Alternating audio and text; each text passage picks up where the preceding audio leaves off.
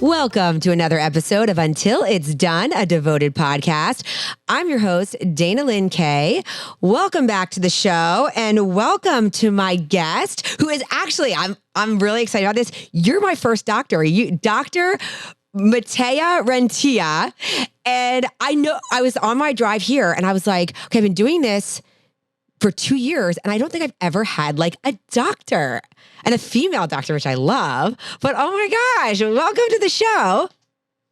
Thank you so much. You know, I've been listening to the podcast a long time, and I guess I didn't clock that I'm the first one. So thank you. I feel extremely honored. That's a big deal. And we've had like a lot of experts in their fields and everything, but you know, like reviewing all of your stuff. And I'm like, oh my gosh, she's my first doctor that I've had on. So anyway, you're a board certified obesity medicine physician who has your own clinic. I mean, this is a big deal. You're a big deal.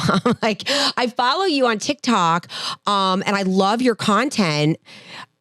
But, you know, I never really like dove into how accomplished you are. And I'm so impressed by you. And this is so much fun to have you on the show and to kind of dig into your expertise, because we do have a big following of people who actually are, you know, patients, weight loss community members, all of that. So you're like the perfect dream guest right now. Like, this is great.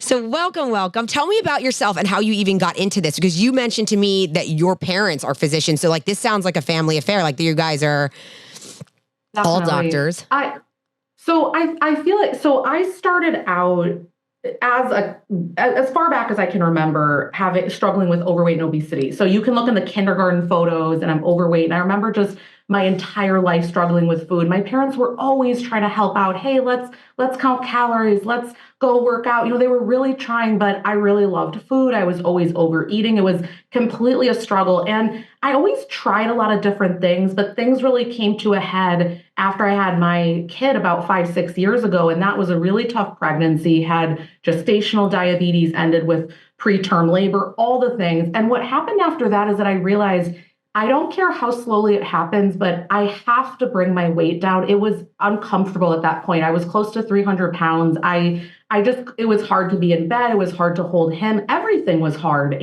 But I knew that counting calories had never worked for me. And so I started to seek out, despite being a physician, nothing I had done had ever worked. And so I started to kind of go down the rabbit hole of finding weight loss coaching, where we were looking a lot more at what's the mindset, what's going on for you, why are you doing this, you know, sort of like processing emotions and things like that. And that work got me so far. I was able to lose over 10% of my body weight. It was slowly over years. And I was making all these changes and it was great. And I was starting to help others with this. But then there was a point where it wasn't working anymore. I could keep that weight off, but I couldn't go further.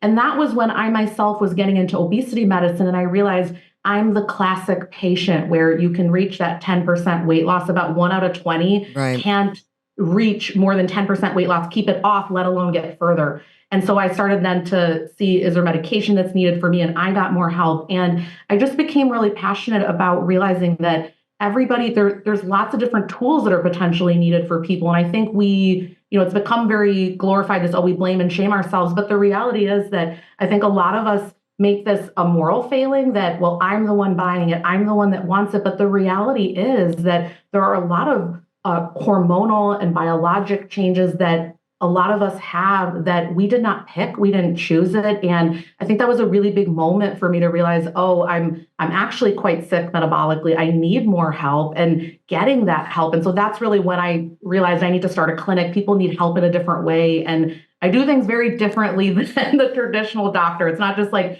counting calories and stuff. And so that's how I got into all this. And I've really now started to help a lot of people just to understand a lot of the biology behind it and really what they can do to empower themselves in a way to help with that. So you were already a physician and then you actually morphed your practice to go after your passion, like what you became passionate about.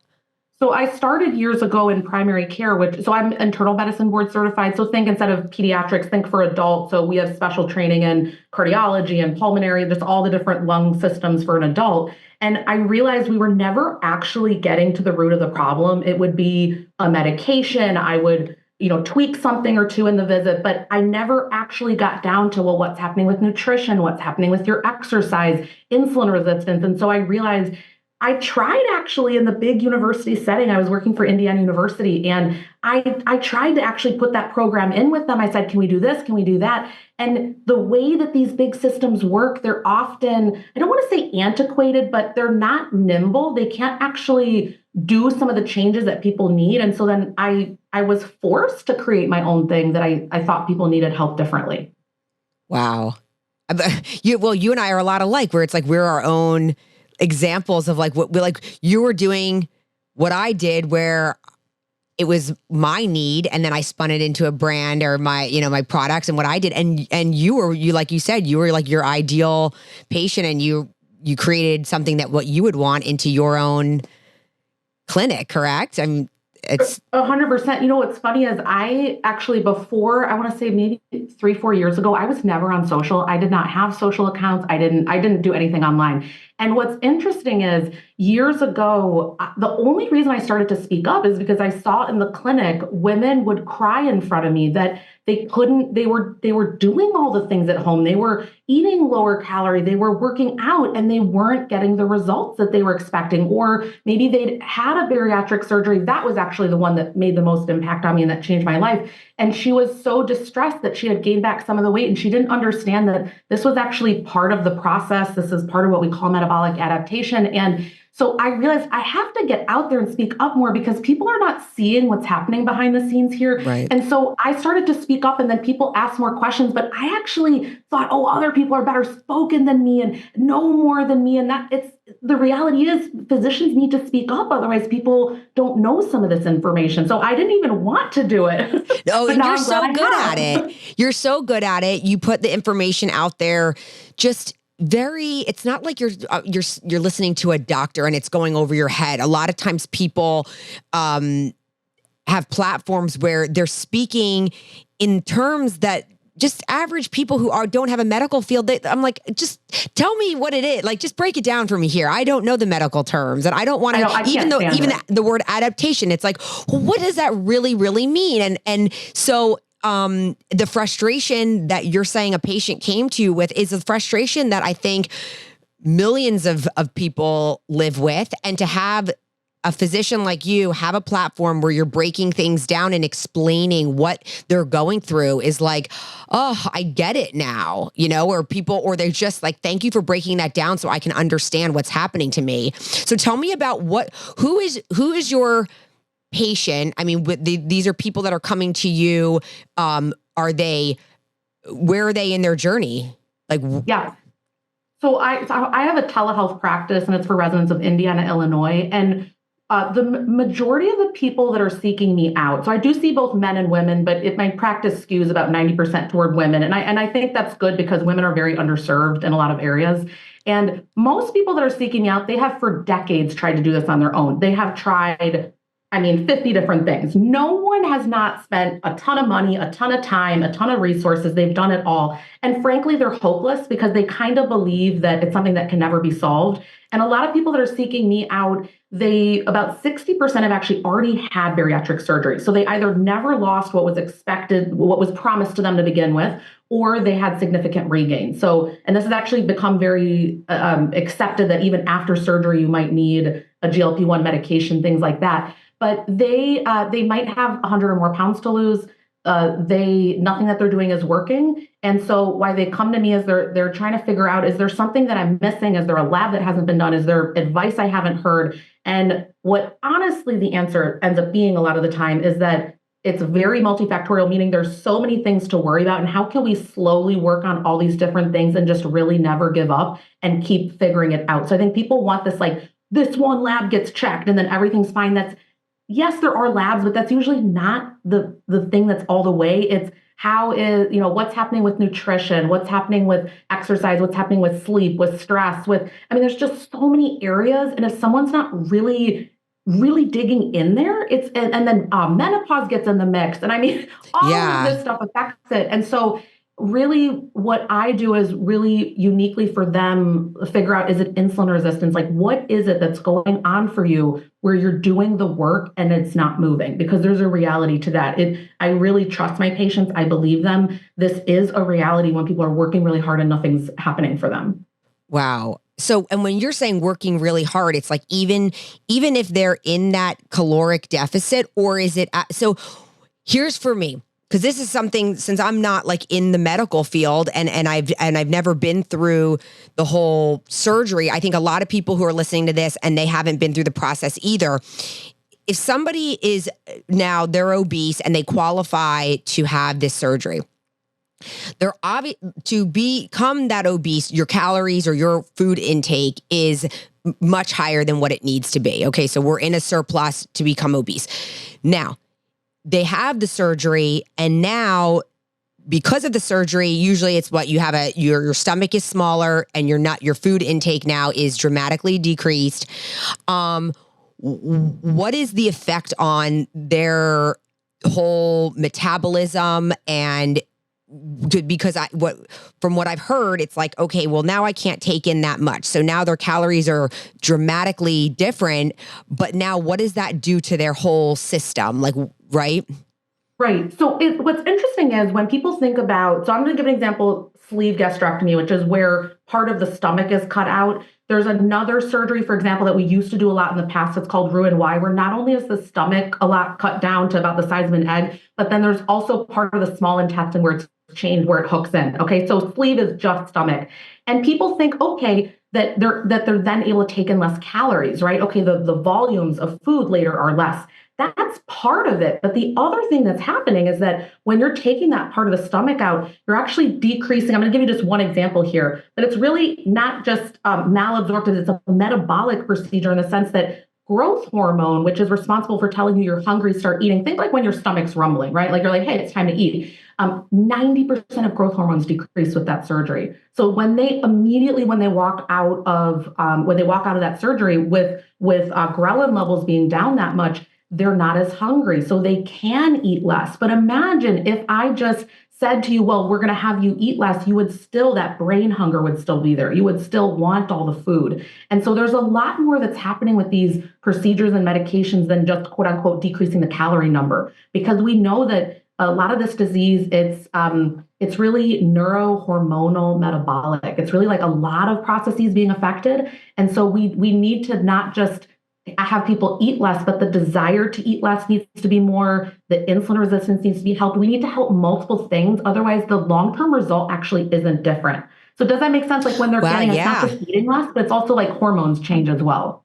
That's really interesting. Yeah, because just on the surface, you think, okay, so now they're eating less, so then they have to lose weight. And I didn't know all about the growth hormone and the fact that they're just not as hungry, which is very interesting. But you said physical hunger, so now you're talking about now the mental work has to be done, because, like you said, this is psychological too, correct? Yeah, it also has this neurologic aspect. So when people struggle with obesity, if you look at their brain, their desire is actually higher for foods. Like if let's say we have someone that never struggled with their weight, and we have someone that their weight set point's higher and they're struggling with it. The person that has never struggled, let's say they've done studies, for example, they'll have you look at a brownie, right? They don't have as much of a response in their brain compared to someone that struggles with obesity. And so there's so many aspects of hormones being off, the brain dopamine systems. There's so many things that are affected that everyone says, well, just eat less. Like, people that have never struggled with this, they don't understand. They don't have that track going all day long, where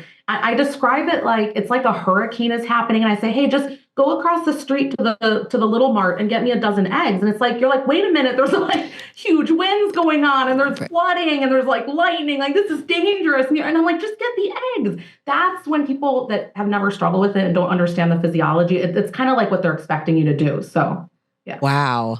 Gosh, there's so much. Yeah, there is a lot. It's very multi-layered. So for your patients, you're really like unpeeling all of you're hitting all the different areas, because I'm sure every patient is very different in where their struggles are. And now with surgery, like you had said something about like, it's very different, a person who's just had surgery, and then are people coming to you like a year out, and now it's a whole new ball game, because I'm sure things change within that year after. It's usually much more than a year out that people are coming to me. I want to say it's like 5+ years. Oh. Usually it's like, frankly, like 5, 10, 15 years down the road, because the reality is there's this honeymoon period after weight loss surgery. So for example, that sleeve that we talked about, people on average can lose about 25 to 30% of their total body weight. And I want to give reference, like the GLP-1s that we have nowadays. So Wegovy or Ozempic, that's about 15% total body weight reduction. And then tirzepatide, which is Mounjaro or Zepbound, that is about 20+%, depending on the study. We have some newer study that are showing a little bit higher. But the point is, these medications are very close to what the surgery can provide, right? So people usually within about 6 months to a year, they'll 6 months to a year to 1 or 2, they will achieve where their new set point is going to be based on surgery. But then within years, what we see is it's a chronic disease, and actually weight regain is actually, I was talking about this before with you, that it's actually phase 3 of fat loss. So first you lose weight, then there's maintenance, and then there's usually, if you're doing it with lifestyle alone, and I know we just talked about surgery, but what I mean is that there's not a continued, for example, like medication on board, right? Normally, it can be about 20% regain is very well accepted within the sort of what I call the obesity medicine community. And no one talks about that part. So if you're doing it with lifestyle alone, this regain, no one's talking about it, and everyone's feeling a lot of shame with that. But the reality is, unless you're switching up a lot of things in the maintenance phase, you keep switching up things. It's actually a super active phase. If you're not doing that, you're usually going to end up regaining some of it. So that's why the regain, because I hear that. I mean, the regain, I hear that all the time. And yes, it is something that, I mean, I see it on social media where the person will feel like very shameful, but yet, like you said, I mean, what happens with the regain? What is actually going on because it's like for so long they can keep the weight off, and then are they changing something that causes the weight to go back up? Well, one of the things that's happening, so the really hard thing with obesity is that we have treatments, but we don't have cures. So it's like when we do a surgery or when we do a medication, we're using a tool, but we're not fixing the problem, if that makes sense. So we're helping, but it's not a cure, right? So that's the difference. So the problem becomes that a lot of people, they will admit, okay, with time, maybe they got a little bit lax as far as their nutrition or how much they were moving, or maybe they got more stressed or less sleep, or they, a lot of the time, I'll tell you a big thing that happens is women, they'll have a child and afterward they just can't get the weight set point back down, or they go through perimenopause where there are legitimate hormonal changes. We can talk about that. I feel like that's a really hot button thing. And they just can't get the weight to come back down. But the reality is there's also hormonal things that start to fight them. So for example, like the ghrelin hunger hormone levels can go up, insulin resistance can get worse. So for example, during perimenopause and menopause, when estrogen levels go down, you can actually have worse insulin resistance. So meaning those in the pancreas, those beta cells, which are helping with insulin, the levels of blood sugar and everything, that can get worse. And what ends up happening is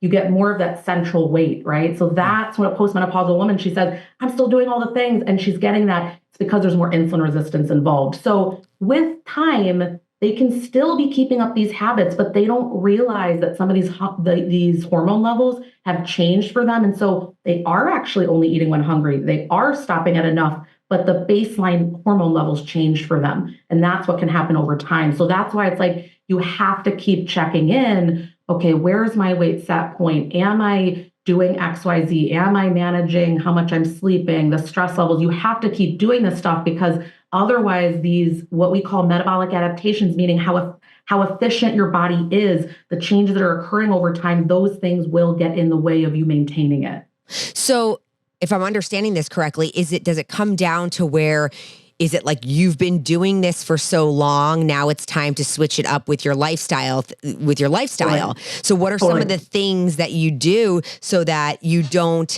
I mean, is this the same thing as when people say I've stalled out, or we're talking, there's regain, and then there's also people who just say I stall, I can't move the needle. How do you combat that?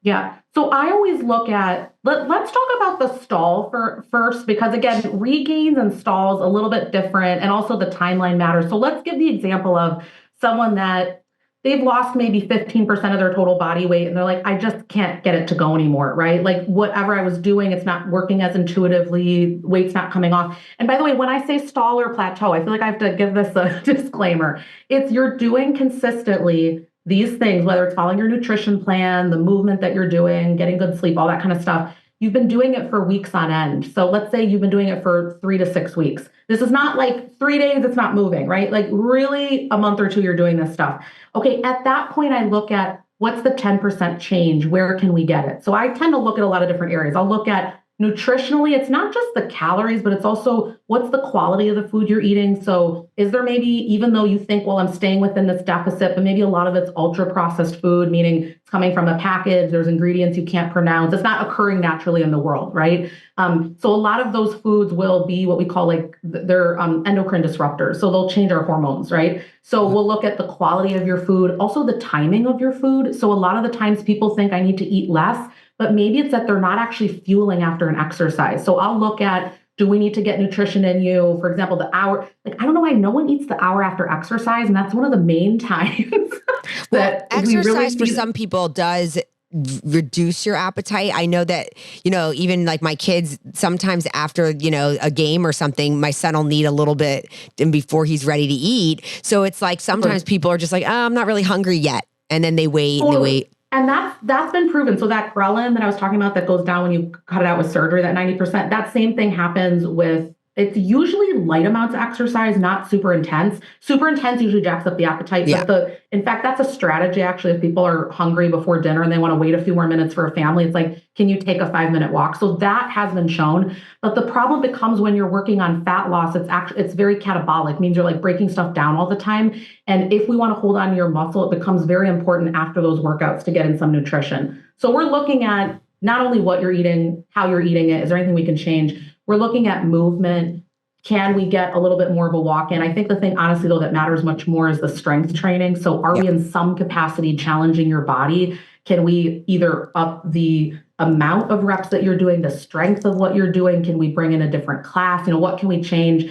But I'll tell you, these everyone's always focused on. But the things that most people are not, that I find matter much more, are the sleep quality. I just think that we're underslept, we're overworked in society, and it just doesn't contribute to you being able to know your hunger signals and your stress hormones like cortisol are through the roof, and cortisol contributes to blood sugar being up and you being in direct conflict with what you're wanting, like where you're wanting to go metabolically. So sleep quality, and then stress. And I don't mean that, I always joke, like, it's not, okay, you quit your job, you're never again, your kids aren't saying something that isn't working for you, but stress management is a daily regulation thing. It's not an emergency procedure, right? So like every day you need to be doing things to regulate that. So for some people, it might be meditation. Some it might be a walk. What is it that you can do where every day you're bringing down, it's like a stress scale, right? 0 to 10. Usually when you're in that like 7 to 10 category, your brain's not online. Like you're not thinking rationally, you're not making great decisions with food. And so what can we do so we keep you more in that sort of 4 to 6 category? That's where most people are efficient, they're thinking good, they're making great decisions. So for stress, I find honestly 9 out of 10 people, that's their challenge, is figuring out what can I do day to day. Like for me, I actually like coloring.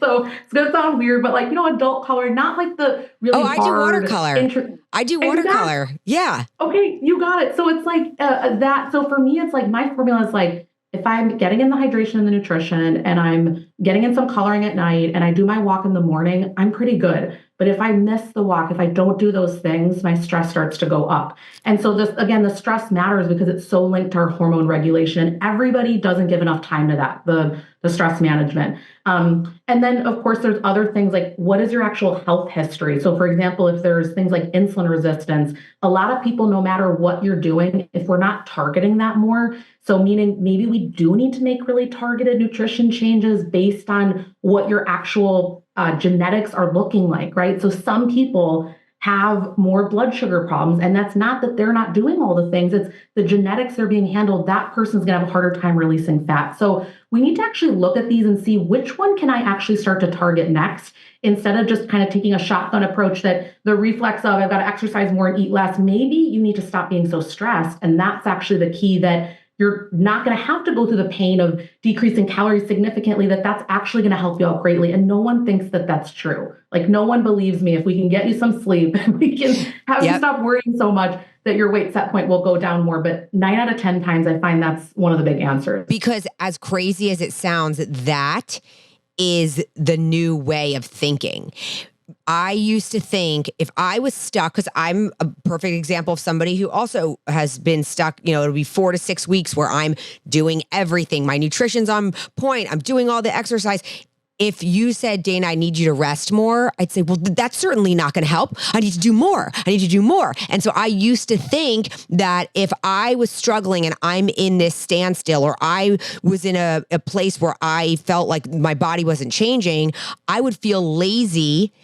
I would say I have to wake up an hour earlier and then get in another workout, or I have to, I'd feel lazy sitting and relaxing when I'd say, well, then I should be doing something else. And that was my mind, tricking me into thinking I needed to do more. And then it stressed me out because I'd think I'm so exhausted, but obviously I'm not doing enough because my body is not changing, when really, when I finally, and this is just in the recent years, when I say recent years, I mean finally into my 40s, when I started to take full days of rest. And it's not easy for me because I'm programmed to want to go and do my walking and do my stuff and go to the gym and all this stuff. I had to reprogram my brain into saying it's okay to just sit out on the back patio and put my feet up and, read a book or listen to a podcast or just relax. Like, how about instead of doing that extra hour of walking you think you need, just maybe relax and then go to bed an hour earlier and stay in bed that extra hour. I used to say, I got to get up at 5 because I got to get in the work and I got to do all the stuff. And it was working against me after a while.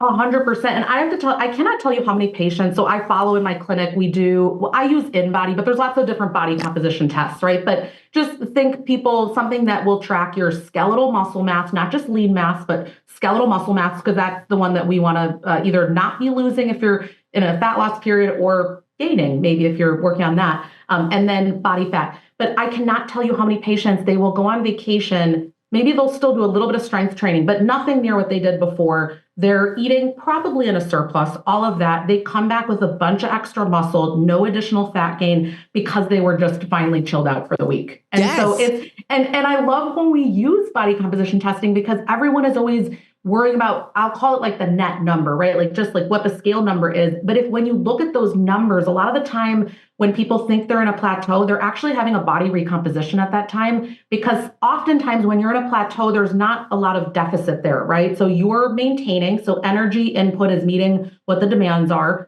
but you can have recomposition. It's not very often that we see this, right? Where you're losing fat and gaining muscle at the same time. But if the calorie numbers are just right, you're going to see that. If you're not following body composition, you think I'm stuck, nothing's changing. But really because I month to month look at these numbers with them, there's these big changes happening, and they're patient enough to realize, oh yeah, my body needed this time to kind of reset things. It's actually doing a ton of work. I have this little model behind me that shows a pound of fat versus muscle. That's so much work for your body to do. And if you're not following actual good data, instead of just what the scale number is doing, it can be messed up by anything. You can be constipated. You can have not slept as well and be retaining fluid. Like, all these things can be happening. But if you're looking at the body composition numbers, a lot of the time maintenance is not really maintenance. There's a lot more happening than you realize if you're continuing to show up and do all the things.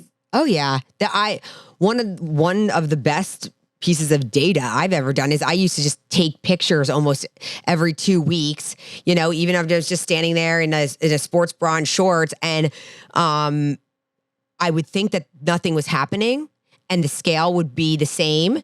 And then I would take the pictures and I would compare it and I'm like, oh my gosh, I'm definitely shrinking, but the weight on the scale, it's like, oh, who cares? It's the recomp that you're talking about is happening, and you can see it in my legs, you can see it in my upper body, and it's like, wow, that is so much more powerful than just worrying about a stupid number on a scale. This is where you get down to, and it's interesting. You'd think as an obesity medicine physician, I'd be obsessed with your weight. I'm not. What's interesting is if you're listening and you're someone that's in the body positivity movement and you're actually sick of people hounding you about your weight, we're actually the best physicians to see because we're about health improving. I want your blood sugar to go down, your cholesterol to come down for you to be able to get out and do the activity you want to do and do all that. And so when you're just focused on the number on the scale, you're not actually focused on health. You're not focused on your habits. Yep. You're not focused on the things that you can do. And the problem becomes that we actually don't have as much control over the scale number as we think. Some people, and they're going to get glorified online. They usually, they have a great story of transformation. They make a whole company based on everyone's like, look at me, I can do it. The reality is a lot of people maybe will not be able to reach the weight set point that they're wanting if they've started with significant metabolic derangement, meaning let's say more than 50, 60, 70 pounds that they want to lose. It's a different metabolic case compared to someone that doesn't. So you need to be really careful who you're taking your advice from and what you're following, because otherwise you're constantly unhappy with where you are with your health when you might have optimized it to the most amazingness that it's ever going to be. Like that, you need to be realistic with it. Oh, absolutely. And you and I discussed before how the physical aspect is the icing on the cake. That's really, that's fun. Who doesn't love to go shopping for a new wardrobe and fit into jeans better, like all the different things or whatever. But that's the icing. I know for me, my health, I've never really had to make and talk about any health issues on my platforms because because of my healthy lifestyle for so many years, my health has been fantastic. The only time I've ever had a health scare was just a few years ago. After my 40s, I was dabbling with trying to figure out hormone replacement, and they gave me a sublingual testosterone for under my tongue, and my liver enzymes got all wonky, and I was like, "What happened? What's happening? I have fatty liver, And it turned out it was something that I was taking, and as soon as I eliminated it, all of my labs, my blood work, everything was perfect again, and I was like, okay, but I feel that if you're saying, the aesthetic part is the icing. And losing the weight and the number on the scale and all of those things are all I know the fun things that people I know on social media, they're like, I've lost 150 pounds or I've lost this or I've lost that. But what have you gained? What have you gained? All of the health, the positive health things. It's oh my gosh, it's endless. And I'm sure you see that with your patients. Those are the big wins. It honestly, I'm always like, oh, I wish HIPAA wasn't a thing because I'd be sharing stories all day long. But the what we're going to call the non-scale victories, people getting their life back, being able to get off the floor to spend time with their children again. Even things like, yes, it's great when diabetes and things like that reverse, but for women, for example, urinary incontinence improving. There are things that you don't even think, you wouldn't even imagine that this thing would affect that, right? Right. And people being able to get their lives back, not think about food all the time, be able to have an easier time navigating the world. The sleep quality improves is radical, right? When weight is down, sometimes people not only sleep apnea, obstructive things with the airway, but just being able to get around easier in bed. These are things that they just can't be underscored. And I'm also not implying, I want to be so clear on this. I'm not implying that you have to be this low weight. That's not the point. It's your best weight, where you feel best, where you feel like you can live your life. It's different for everyone, both where they feel comfortable and what is possible for their body. So I really think it's about you optimizing for yourself. I can't stress that enough. That was a big hang up of mine getting online because I was like, oh my gosh, how can I still have some weight on me? And it was but for my body, I've done incredible up to where I am. Of course, I keep working on it. I'm a patient like anyone else, but we can't hold ourselves to this. This is not something that we've chosen. It's a disease, right? At least that's the way I look at it. Everyone can look at it differently, but I really think that's something where some of us just need more help than others. Sure. And that's okay if you need that. Yeah, that used to be a hang up for me. I felt like I had to be perfect in order to be on social media to speak about what, I'm well, not yet. I can't, I'm not ready yet. I'm not ready yet. And it was no, shit. And so my platform grew from sharing the journey along the way. Come do this with me. I'm doing this. This is what I'm using. And, every year I'm always saying, okay, this year we're going to get a little bit better. We're going to do a little, and we're going to, and improvements, not meaning we have to push harder and wear ourselves out, but meaning we're going to optimize our quality of life every year. And I have to tell you, when you share this stuff online, I find it to be incredibly healing. For me to hear when you're yeah, I went on vacation and, XYZ happened with food, the travel, the swelling, whatever it is. And I'm like, oh, she's human too, right? Like everyone thinks we're robots. And it's always just like down, down, down. And that's just not the way these things work. And so I feel like when you're sharing this stuff, it's incredibly helpful because I think it's always the highlight reel. And no one understands actually how hard it is to navigate all this. And it can be embarrassing, like say somebody like me where I'll do all these fitness photos and I'm fit and I'm doing all this stuff. And then I remember one year, now this is years ago, we went to Tennessee for Christmas time and we found it so impossible to find. I mean, we ate Pizza Hut. We could not find a healthy restaurant. I mean, Cracker Barrel or whatever, like all this. And meanwhile, okay, so I'm eating the biscuits, I'm having the pizza, I'm doing stuff. Well, my body is just like anybody else's. I'm not like, I don't have a crazy fast metabolism. I ended up coming home so swollen. And I was embarrassed. I was like, wow, like Dana, like this is, and I didn't even want to show up on social media, but I did. I even showed like a picture of what my body looked like and people were shocked. I mean, here's my distended belly. My arms are all thick. And I'm like, look, like it was the first time that I really opened up about like, hey, this was a tough trip for me. And I did not have all of the healthy options in front of me. And I certainly did, take but plenty. I ate barbecue and all the different things. I mean, cornbread and you name it. And this is the truth of what can happen to my body if I don't keep up with my lifestyle. Because if I kept going week after week after week, I don't know what my body would have turned into, or what would have happened. It's so true. And what's interesting, I have a friend that, she's lost significant weight. She's super fit, all this stuff. And I remember when we started to hang out a few years ago, she would actually bring with her protein powder with, she had all her stuff with her. And I was like, God, that's really cool. And she was telling me, well, I have a lot of drama because I'm thinking, well, are people judging me when I come somewhere and I have some of this?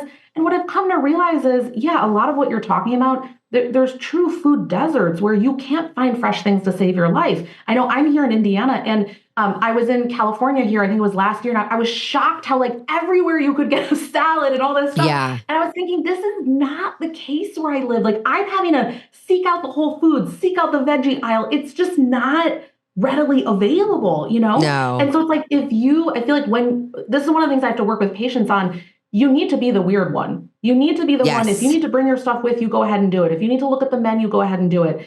We're not saying that like all the time you have to be perfect, but you're going to be a little weird in society because you're going to care about your health and you're going to care about these things. And oftentimes, like nowadays, I travel with a lot of stuff. I've got your devotion packs on me. Yeah. I'll even bring some fiber. Like, do I need to bring some raw veggies that can pass through TSA? But it's like, you're going to be a little weird because it's getting better. I think in some airports and things what are available, but a lot of the times you have to have your own back first. And it's different than unfortunately what the norm is in a lot of places. And that's okay, but it is work. Like you're going to have to get on board with that. My social media following has watched me actually empower myself to where I used to travel.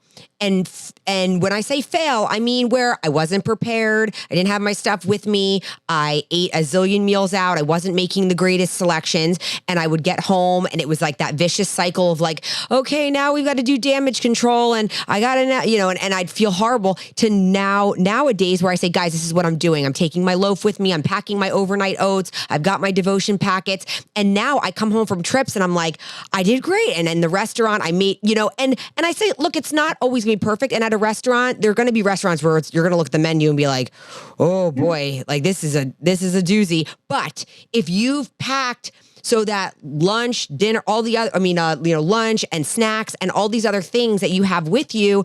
Okay. So then that one meal might not be your ideal healthy meal, but look, like 85% of your day or 90% of your day, you did really well. You packed your stuff and you were prepared.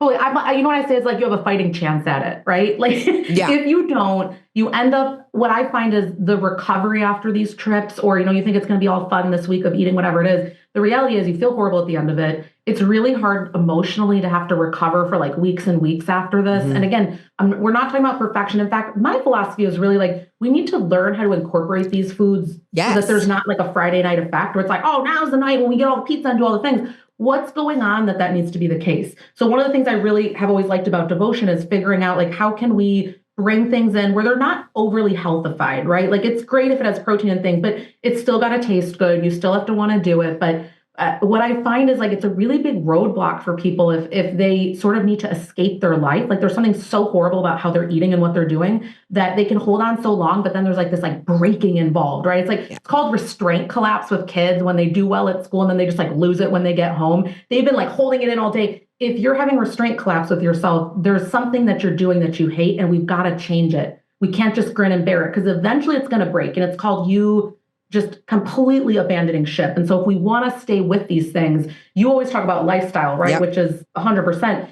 You need to love it, period, end stop. The food needs to taste good. You need to like how your body feels with exercise. I'm not talking about feeling a little bit sore when you're doing new things and challenging yourself, but if you don't like it, we need to change it. Otherwise, it's not going to work. So I think that's one of the biggest things that people struggle with too, is they think like, I'm going to have to do some strength training regimen that I absolutely hate. It's going to be an hour a day. And I'm just thinking like, the data shows us it can be 10 minutes, 3 times a week. You can still get great results if you're not wanting the biggest amount of muscle. I mean, we can just do it in so many other ways. Oh, the idea is to love your life and love your lifestyle and love, like you said, what you're eating and look forward. I look forward to every one of my meals because I make them yummy and I make them where, Greg and I will make like fajita salads and, but we're loading in the chicken or the lean ground beef and we're making stuff. So we say it's Mexican night, yet it's like, okay, it doesn't have to be like, there's like dirty Mexican. It doesn't have to be like that. Like we're making this delicious food.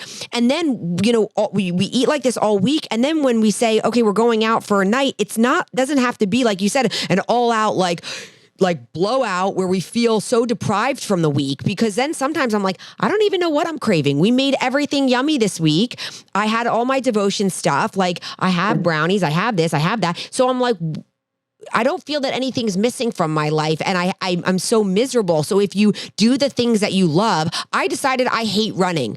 I hate it. So then I said to myself, why am I forcing myself to run? Why? I was trying to do like a 5K program and I just don't enjoy it. Every now and then so I decided I'm going to be a walker. And now I love walking. I go on my walks. I listen to podcasts. I text friends. I call my mom and I'm like, this is so fun. I love walking and walking has worked for me. And I've stuck to it. Totally. It's so funny, right? Because it's this, we were talking about like, well, why are some patients more successful than others? And one of the things that when I was thinking through that, it's that they're willing to sort of leave behind this like diet culture, like it has to be this food, it has to be this type of workout. They're willing to pivot and listen to their life and they're willing to keep experimenting, but leaving this sort of rule book behind of what you think it's going to look like. And listen, we've all been screwed up by diet culture because the reality is we've been taught only do low fat, only do low carb. Like every single day, it's a different recommendation. I mean, it's honestly constantly getting recreated to get sold to you. But at the end of the day, what brings your health forward? So some things intuitively, hopefully make sense, like actually getting protein, following what your muscle mass is doing, seeing how you feel. Are your labs going in a good direction? How are you feeling in your body? Are you constantly like your stomach hurting or constipation? Like these are not things that are normal. And let's work on that. Let's not worry about the scale so much. Usually a lot of these things end up solving themselves. And what you're talking about with the food, what I find, people's taste buds reset. I mean, the more you're bringing in whole-based foods, you think at first, oh, I really want whatever these other things are. Once you start to eat whole foods, you crave them usually. Most people are like, I want the fruit, I want the veggies. Like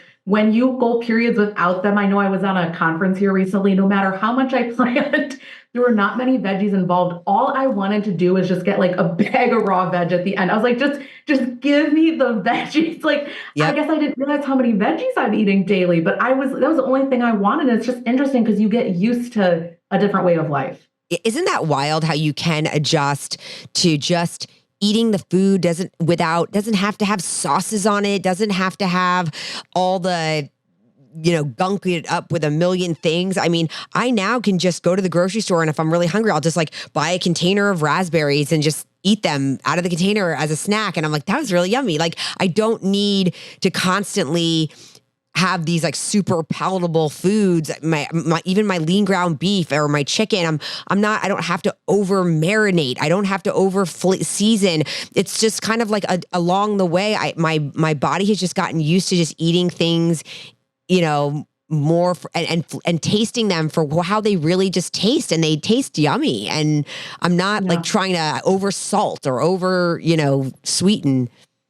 I mean, the problem becomes that, again, people wear their weight set points a lot higher when they're starting. When I say the physiology in the brain is off, as well as the hormones, you're craving those foods much more often. And again, it's not your fault. So what's hard is that to even get started sometimes, this is why I'm a fan of if you need it. Again, it's not that it's a tool for everyone, but the reason that some of these medications are helpful is because you actually can't even get started sometimes. So I know that a lot of people don't believe this, right? They're like, what do you mean? And I'm like proof of this, right? So I was trying to do, not eating foods with added sugar and not eating things that are, not that I wasn't eating bread or anything, but not as much made with flour, like just more whole-based foods, right? And I was just craving things all the time. And I would try to change this and try to change that. And so there is a time when you sometimes need other assistance, but it doesn't take the place of the nutrition that's needed, right? It's just a tool so that if you're someone where even when you're doing all these things, your brain won't shut off with that. That, by the way, is insulin resistance. It's when you're never full. There's never a satiety point. There's no, you can have a whole meal and you're like, I could still eat more, even when it's totally healthy. All the things are what we would all be recommending. Right. That is literally insulin resistance. So again, it's not your fault. That's genetics and biology at play. Oh, sure. I think I struggled with some insulin resistance years ago, and probably through a lot of the things that I've done and the work that I've done. I've worked with different coaches and people and functional medicine doctors that have helped me with that, because we spoke about where I just couldn't get full and I would just keep eating and my appetite was through the roof. And I called myself, I would say I'm a volume eater, and that's how I labeled myself and how I identified. Because I didn't understand how else to explain it. I'm a volume eater. I would eat the 2 pounds of vegetables every night, like this massive bowl, and I just couldn't get full enough. It was pretty wild. Yeah. And like people that have never struggled with that can't understand that. They're like, what do you mean? Like there's, you've had this big amount of food. It's like, that's not the point. Right. When the machinery is off, that's the problem that I have with a lot of the intuitive eating when you're completely doing the intuitive eating route. When people are like, well, all the rules the things that they recommend with someone that actually struggles with insulin resistance, leptin resistance, that has a lot of this not working, they're not going to be able to tell when they're hungry. They're not going to be able to tell when they've had enough. Like it's literally not working. That's why a lot of these GLP-1 medications help level set and reset that. And suddenly they're like, oh, I get it now. Like, is this what everyone else is talking about? Not thinking about food all day long, knowing when I'm eating, knowing when I've had enough. It's because we're helping with some of that they're having that chance to be able to work on it. So with somebody on the GLP-1, how do you make sure that they're still getting in all of the nutrition that they need? And because you hear about abuse where then the people are just, I was at an obesity event, or, the medicine event. And there was a woman there, we were sampling Devotion waffles, and I offered her a waffle, and she said, oh, no, I just took my shot. I don't really eat for the next 3 days. And I'm like, what? Like, I was like, what do you mean? Like, what? No, I don't think that's the point. Like, so that's the alarming thing. And I get nervous when people just lose their appetite. And then are you concerned that now their metabolism is just going to be shot because now they're just under eating? What do you do? So I'm so glad that you bring this up. So first thing I want to say is there's a reason that these are prescription medication and not just like available over the counter. So I think that one of the unfortunate things that's happening right now is that people are not having good medical supervision in all scenarios. There's lots of like really easy access ways for people to get this, which I want people to be able to get it if it's a tool that they need. But one of the things that I really do in my clinic is I make sure that you're getting enough nutrition. I want to go through a few of what those things are, because obviously not everyone can be in the clinic with me. The other thing is I have a whole mini course. It's literally the top 5 mistakes that people make when starting a GLP-1. And this is what we go over. How do you keep your muscle? How do you make sure you're getting enough protein, getting enough fiber? Because when you first start on the meds, the challenge is you usually are not able to eat as much, which is somewhat helpful, but somewhat a problem, because then you get constipated because you don't get enough fiber. And if you're not getting in your protein, then you lose muscle. Like in my clinic, pretty much 99% of my patients are not losing any muscle, or it's less than 10%, but it's not this like 25, 35% that you hear. I don't know what they're doing with patients that are getting that amount,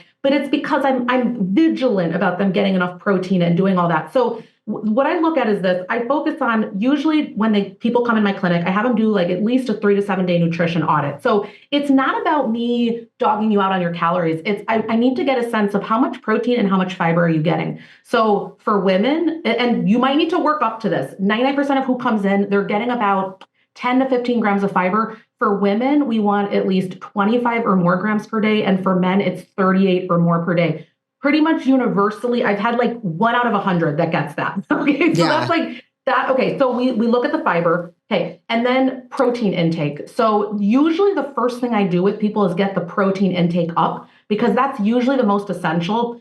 Fiber intake really matters so that they don't get constipated, for gut health, for long-term colon cancer prevention, for all of that. But we usually work on one thing at a time because it's so darn overwhelming when people are starting out on this road. So once you have your nutrition audit, you know where you are, then we slowly build from there. So step one, I worry about how can we get your protein intake up? So most people, 99%, are going to do, again, talk to your medical team. This is rough general information, but most people are going to do great with sort of what I'm going to call a target 100 gram approach per day. So about 30 grams 3 times a day. Now in my clinic, I have like a chart where based on if you're working on fat loss versus muscle gain, like it's more targeted than that. But let's say you're getting 40 grams a day, we're going to greatly benefit by getting up to 60, 80, a little bit higher, right? Like, so we look at where you are and we go up. If you're getting like 40 grams a day, don't go up to 100 at once. That's insane. You're going to feel bloated. It's not going to feel good. So I work on, can we add 20 extra grams of protein, do that daily, that extra amount, and see once you start to feel like that's good, then can we go up? Same thing with fiber. So we're doing it slowly, but first we get the protein up. Now, what we're going to have a challenge with is that your volumes are going to be lower what you're eating, right? Yeah. So we're going to have to look with what before a lot of people were doing, they were doing volume eating, right? Like you were trying to game the system. How can I eat as much? Yes, that's what I did. So these, right? Like big salads, cucumbers, all that stuff. It's the opposite when you get on a GLP-1. So the reason I bring this up, like a lot of what I do in my course is like, how can we get the fiber in, but the volume's less? So for example, salad, everyone's like, I eat a salad. I'm like, awesome. Like great for the minerals and the micronutrients and everything. But the problem becomes salad, 2 cups, 2 grams of fiber. So you have this huge amount, but you got like your bank of what you needed for fiber didn't really go up. So I will look at, like when I think about fiber, these are some examples, like berries really get you there. Yeah. So like raspberries are actually a super high amount of fiber. So raspberries, blueberries, strawberries, they also taste great. They go great with Greek yogurt, things like that. Yeah. If we're going to do a Greek yogurt, can we up the protein by, doing a little bit of protein powder with it? Not too much where it's gritty and nasty, but can we do that? Maybe we do an egg with it and we can stick it in the microwave. Then we're getting like a devotion cake, right? Yeah. So like, how can we work with things and morph them a little bit? Other things for fiber, I think about like, I'll think about like ground flax seeds, chia seeds, beans, so we have to look at what actually has, I'll give you the example, avocado. Avocados have they're like 10 grams of fiber for them. Now, maybe you don't eat the whole thing from a caloric standpoint, but most people eat half, a fourth, but you really got a few grams of fiber with that meal. So when you start to do these things, they're called like compound foods, right? Like you make a chia seed and you add in a little bit of flax seed, things like that. You get these meals that have at least 10 grams of fiber. They have at least 30 grams of protein. The volume's not too much. And so that's what's needed. So you do need to be a little strategic. If you're someone that's so appetite suppressed where you're not eating anything for days on end, that's bad news. And I'll tell you why it's bad news. Yeah. You're losing your muscle guaranteed. So these people are usually losing weight too quickly. They're losing more than 1% total body weight per week. Usually their muscles getting decimated. They're not being overseen by someone. They're not looking at body composition. So if you go low and slow, you make sure that I'm still getting what I need. I'm getting my protein. I'm getting my fiber. And nowadays there's so many communities online, mine, yours, like there's a lot where people are hanging out where they're being very strategic. Like they have the recipe ideas. They have the little hacks, do this protein drink, add this thing. It's not rocket science, a little Chomps protein stick, right? Like it's not hard to get these things in, but you just need to actually work with someone that's doing this day to day. So my answer being, these people are usually not supervised that are just not eating for days on end. Like that's a scary comment to me. That's exactly what I wondered. I'm like, who is guiding her? I mean, I will say my favorite breakfast, which I eat every single day. I have oatmeal overnight oats, and I do a scoop of devotion with my oats with a tablespoon of chia seeds, a tablespoon of flax, and 70 grams of raspberries. And I easily can hit like 30 grams of fiber a day, because I also do the avocado on my, my dinner, all those things I've really now paid attention to, because they're the things that, yes, anybody on a weight loss journey or GLP-1 needs, but also it's just people like me who are just maintaining a healthy lifestyle, and the weight loss that I've lost, now I've got to maintain it. What am I eating? That's what I'm eating. No, it's incredibly important for your gut microbiome. Like, I don't want to go into all the things here. Yeah. It'll be too overwhelming, but the reality is that for your gut health, you need fiber. And so if you're not getting these things in, also it becomes more and more important, especially as women, perimenopause and beyond. It's not just about muscle preservation. The fiber intake has such high implications for your health. So people that are not doing this, eventually they're going to get some consequences of it, whether it be like chronic constipation, or they're always like sort of always not able to manage their weight, or, God forbid, like colon cancer. Usually you can look back, and I'm not saying that people cause their disease, but the point is, a lot of times if we're doing these things to begin with, we help prevent things in the future. And that's really what we're trying to look to do. Yeah. Yeah. I mean, food is medicine. Food, really, so much of our health. It's funny growing up. I don't remember where I hear it, but like, you are what you eat. And I think like, that's so silly. Like, you are what you eat. Like, what does that even mean? But now as an adult, I'm like, yeah, I am what I eat. Like, if I eat really well and healthy and colorful, and like you said, with, adding the berries and the fiber and all the things, I feel, what am I? I'm energetic. I feel great. My digestion feels good. Like, everything feels good. And yet if I do, say, travel somewhere where I'm eating junky, I'm not getting in the fiber, there's a lot of fried foods, there's a lot of heavy sauces.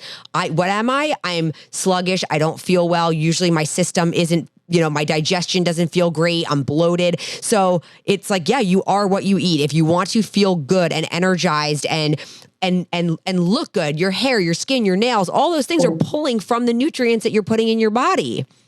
100%. Like, I've gotten to the place, I'm thinking about last year when I went to Vegas with my husband, and I was noticing that I literally went to the CVS and they had these little like to-go cups of like veggies. I was like, I just need more veggies.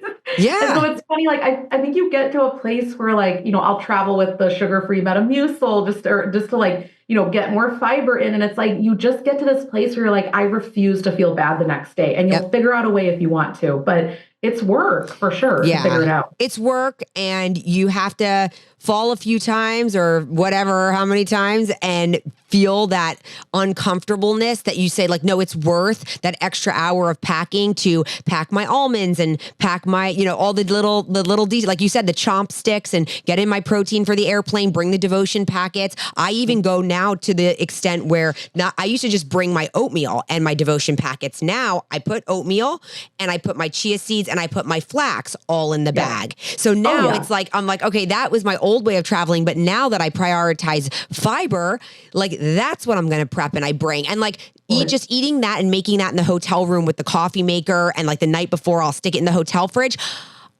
It's like, great. Now I started my day out at least on the right foot, and I have some other snacks with me for the rest of the day.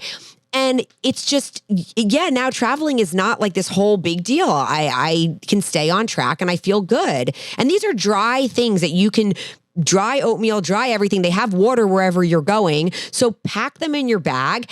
And, and like you said, those like chomp sticks or something, they travel great. They're easy little things that keep you on track and keep you feeling good. Because I know that if I'm on a vacation, or sometimes not, it's a work trip, and I know that if I go off and I'm not eating all my regular foods and it's going to also dampen the trip. It's going to put a damper on the trip.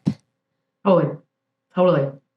So it's like, and so when you have that happen to you a few times and you come back, like I told you what happened on a few of my trips, you learn from those mistakes and say, I don't need that to happen again. I want to stay feeling good on my trip. I want to, have energy and get back and not feel like, oh, I just, took 2 steps forward, 2 steps back, or, 3 steps back.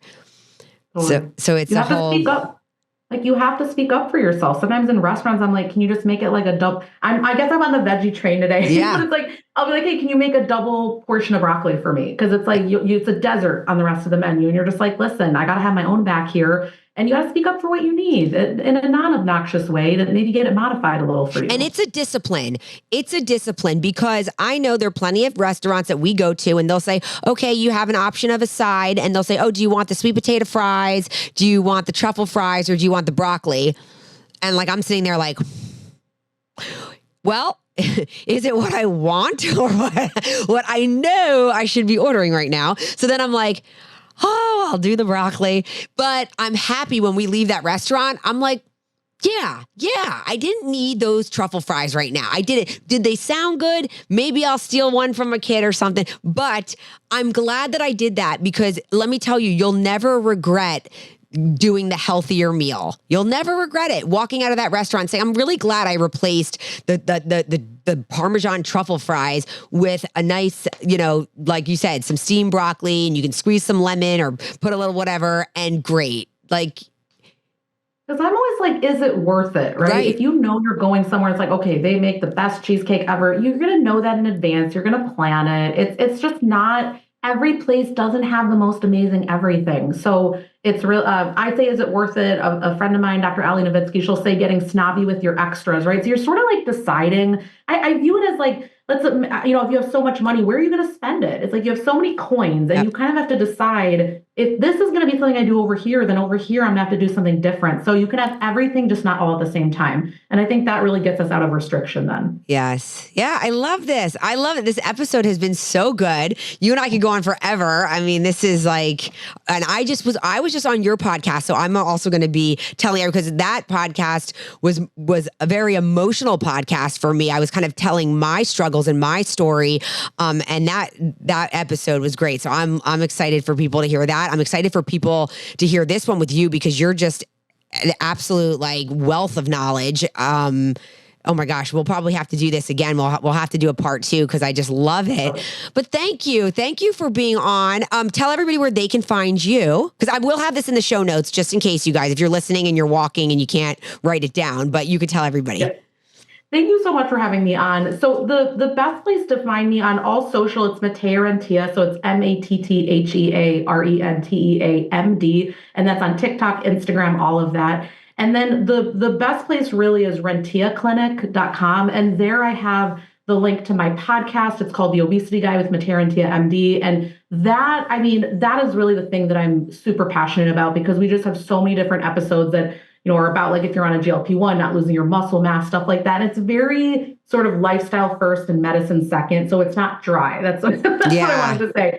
So there's that. And then there's also links on my website to, that mini course where if you just want to learn this stuff, they're very short videos. You can get through it in an hour or two. And then we have, for 6 months, you have access to a monthly live call where you can ask me questions. And those calls are on fire. Like that community is just amazing. So if that's something where you actually want evidence-based, good information, where it's coming from someone who's on it, lived it, all of that, that's really where you want to go.